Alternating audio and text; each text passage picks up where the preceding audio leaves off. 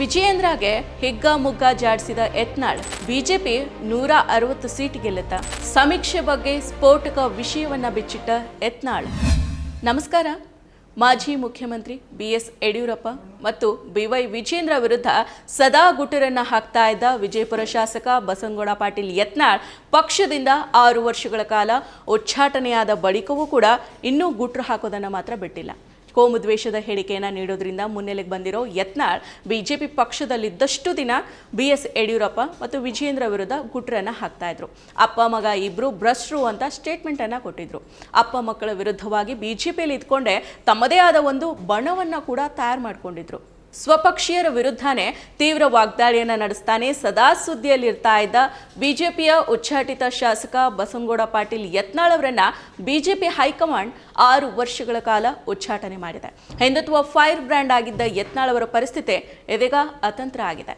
BJP ಪಕ್ಷದಲ್ಲಿದ್ದಾಗಲೇ Vijendra ವಿರುದ್ಧ ಹೇಳಿಕೆಯನ್ನ ನೀಡ್ತಾ ಇದ್ದ ಯತ್ನಾಳ್ ಇದೀಗ ಉಚ್ಚಾಟನೆಯಾದ ಬಳಿಕನೂ ಕೂಡ ವಿಜೇಂದ್ರಿಗೆ ಟಾಂಗ್ ಕೊಡೋದನ್ನು ಮಾತ್ರ ಬಿಟ್ಟಿಲ್ಲ.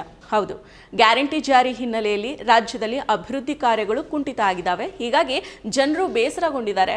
ರಾಜ್ಯ ವಿಧಾನಸಭೆಗೆ ಈಗ ಚುನಾವಣೆ ಏನಾದರೂ ನಡೆದ್ರೆ ಬಿಜೆಪಿ 150ರಿಂದ 160 ಸ್ಥಾನ ಗೆಲ್ಲುತ್ತೆ ಅಂತ ಖಾಸಗಿ ಸಮೀಕ್ಷೆ ಹೇಳಿದೆ ಅಂತ ಬಿಜೆಪಿ ರಾಜ್ಯಾಧ್ಯಕ್ಷ BY ವಿಜೇಂದ್ರ ಅವರು ಹೇಳಿಕೆಯನ್ನ ನೀಡಿದ್ರು. ವಿಜೇಂದ್ರ ಈ ಹೇಳಿಕೆಗೆ ಪ್ರತಿಕ್ರಿಯೆಯನ್ನ ನೀಡಿರೋ ಯತ್ನಾಳ್ ಬಿಜೆಪಿಗೆ ವಾಪಸ್ ಕರೆಸ್ಕೊಳ್ಳುವಂತೆ ನಾನು ಯಾವತ್ತೂ ಕೂಡ ಹೈಕಮಾಂಡ್ಗೆ ಪತ್ರವನ್ನ ಬರೆದಿಲ್ಲ. ಯಡಿಯೂರಪ್ಪ ಕುಟುಂಬದ ವಿರುದ್ಧ ಮಾತಾಡಿದ್ದು ತಪ್ಪು, ಅದಕ್ಕಾಗಿ ಕ್ಷಮೆ ಕೇಳ್ತೀನಿ ಅಂತ ನಾನು ಯಾವತ್ತೂ ಕೂಡ ಹೇಳಿಲ್ಲ, ಮುಂದೇನೂ ಹೇಳೋದಿಲ್ಲ ಅಂತ ಯತ್ನಾಳ್ ಅವರು ತಿರುಗೇಟನ್ನು ಕೊಟ್ಟಿದ್ದಾರೆ. ಇದೆಲ್ಲ ವಿಜೇಂದ್ರನ ಕೆಟ್ಟ ಚಟ. ವಿಜೇಂದ್ರನಿಗೆ ಕೆಟ್ಟ ಬುದ್ಧಿ ಇದೆ. ಮೊನ್ನೆ ಒಂದು ಸರ್ವೆ ಮಾಡಿಸಿದ್ದೀನಿ ಅಂತ ಹೇಳ್ತಾರೆ. ಈಗೇನಾದರೂ ಚುನಾವಣೆ ಏನಾದರೂ ನಡೆದ್ರೆ ಬಿಜೆಪಿ 160 ಸೀಟ್ ಗೆಲ್ಲುತ್ತೆ ಅಂತ ವಿಜೇಂದ್ರ ಸರ್ವೆ ಮಾಡಿಸಿದ್ದಾನೆ. 1 ಕೋಟಿ ರೂಪಾಯಿ ಕೊಟ್ಟು ನಾನು ಕೂಡ ಇದೇ ರೀತಿ ಸರ್ವೆನ ಮಾಡಿಸ್ತೀನಿ, ಯತ್ನಾಳ್ ಇಲ್ಲದೆ ಬಿಜೆಪಿ ಕೇವಲ 30 ಸೀಟನ್ನು ಗೆಲ್ಲಲಿದೆ ಅಂತ ಸರ್ವೆನ ಮಾಡಿಸ್ತೀನಿ. ದುಡ್ಡು ಕೊಟ್ಟು ಸರ್ವೆ ಮಾಡಿಸೋದು ದೊಡ್ಡ ಕೆಲಸ ಏನು ಅಲ್ಲ ಅಂತ ಯತ್ನಾಳ್ ಹೇಳಿದ್ದಾರೆ. ಇನ್ನು ಮುಂದುವರೆದು ಮಾತನಾಡಿದ ಅವರು, ಜನಾಕ್ರೋಶ ಕಂಪ್ಲೀಟ್ ವಿಫಲ ಆಗಿದೆ. ಅಧ್ಯಕ್ಷರಿಗಾಗಿ ಬೋಗಸ್ ಸರ್ವೆಯನ್ನ ಮಾಡಿಸಿದ್ದಾರೆ. ವಿಜೇಂದ್ರ ಅವರ ಅಪ್ಪ ಇದ್ದಾಗಲೇ 104ರಿಂದ 110 ಸೀಟ್ ಅಷ್ಟೇ ಬಂದಿತ್ತು. ಇವನನ್ನ ನೋಡಿ ರಾಜ್ಯದಲ್ಲಿ ಯಾರು ಮತ ಹಾಕ್ತಾರೆ ಅಂತ ಲೇವಡಿನ ಮಾಡಿದ್ದಾರೆ. ಯತ್ನಾಳ್ ಮಾತಾಡಿರೋ ವಿಡಿಯೋ ಇಲ್ಲಿದೆ ನೋಡಿ. ಅಷ್ಟು ತಲೆಗೆ ಹಾಕಿ ನಾ ಬಿಜೆಪಿಗೆ ಹೋಗೋ ಅವಶ್ಯಕತೆ ಇಲ್ಲ. ಇದೆಲ್ಲ ವಿಜೇಂದ್ರನೇ ಮಾಡುವಂತ ಕೆಟ್ಟ ಅವ ಒಂದು ಕ್ರಿಮಿನಲ್ ಬುದ್ಧಿ ಇದೆ ವಿಜೇಂದ್ರಗೆ. ಮೊನ್ನೆ ಒಂದು ಸರ್ವೆ ಮಾಡಿಸ್ಯಾನ. ಈಗೇನಾದ್ರು ಚುನಾವಣೆ ಆದ್ರೆ 160 ಬರ್ತಾವ. ನಾನು ಒಂದು ನಾಳೆ ಸರ್ವೆ ಮಾಡ್ತೀನಿ, 1 ಕೋಟಿ ರೂಪಾಯಿ ಒಂದು ಯಾವ್ದಾರು ಏಜೆನ್ಸಿ ಕೊಟ್ಟು. ಈಗ ಚುನಾವಣೆ ಆದರೆ ಯತ್ನಾಳ ಇಲ್ಲದೆ ಬಿಜೆಪಿ 30 ಬರ್ತೀನಿ. ಇಂಥ ರೊಕ್ಕ ಕೊಟ್ಟು ಸರ್ವೆ ಮಾಡೋದು ಭಾಳ ಮಂದಿ ಮಾಡ್ತಾರೆ. ಅದೇನೈತೆ ಅದನ್ನು ದೊಡ್ಡದಲ್ಲ.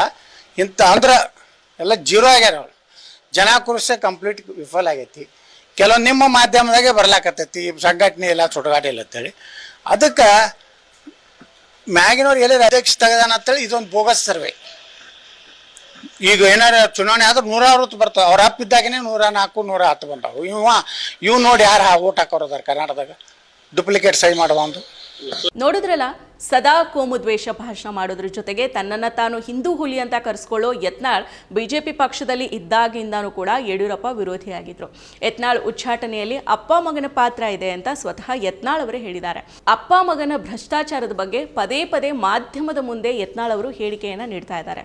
ಇದೀಗ ವಿಜೇಂದ್ರ ಹೇಳಿಕೆಗೆ ಕೌಂಟರ್ ಅನ್ನ ಕೊಟ್ಟಿರೋ ಯತ್ನಾಳ್ ಸಮೀಕ್ಷೆಯನ್ನ ನಡೆಸಿದ್ದು ಬಿಜೆಪಿನೇ, ಹಾಗಾಗಿ ಅವ್ರಿಗೆ ಬೇಕಾದ ಹಾಗೇನೆ ರಿಸಲ್ಟ್ ಕೊಟ್ಟಿದ್ದಾರೆ ಅಂತ ಹೇಳಿದ್ದಾರೆ. ಮತ್ತಷ್ಟು ವಿಶೇಷ ವಿಡಿಯೋಗಳನ್ನು ನೋಡಲು ಮತ್ತು ಹೊಸ ವಿಡಿಯೋಗಳ ಬಗ್ಗೆ ತಿಳಿಯಲು EDina.com ಯೂಟ್ಯೂಬ್ ಚಾನೆಲ್ ಸಬ್ಸ್ಕ್ರೈಬ್ ಮಾಡಿ ಮತ್ತು ಬೆಲ್ ಐಕಾನ್ ಕ್ಲಿಕ್ ಮಾಡಿ.